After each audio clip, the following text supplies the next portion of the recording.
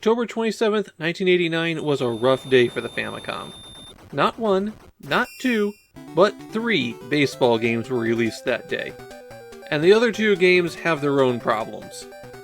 The really annoying thing is, this isn't the only time in 1989 that 3 baseball games get released on the same day. At least 2 of the October 27th baseball games do something a little bit different. Culture Brain launches their yearly baseball franchise with Choujin Ultra Baseball. And it is, if you play it normally, a very by-the-numbers, bland, generic baseball game. It has the usual fielding problems where you can't see your outfielders, but you still have to position them underneath a pop fly. I also noticed that pitchers seem to get tired very quickly. They often started showing signs of stress after only 9 or 10 pitches. There are 2 levels of stress for the pitchers on this game though, and they don't really start throwing poorly until they're huffing. The other thing you'll notice is that there's some weird choices of stadiums. Do you want to play in outer space? Sure, feel free. You can play a one-off exhibition match, or you can go for the pennant in your league. And the leagues are where we start seeing what's different about Choujin Ultra Baseball. The title's a bit of a giveaway too, since it roughly means Superhuman Ultra Baseball. That really reflects the game better than the US title of Baseball Simulator.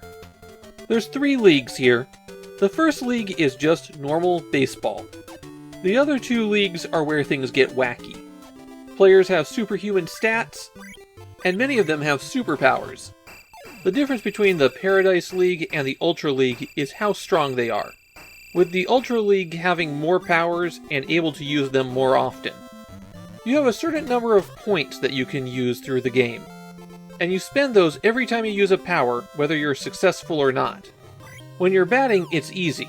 You press the B button to activate the batter's special power.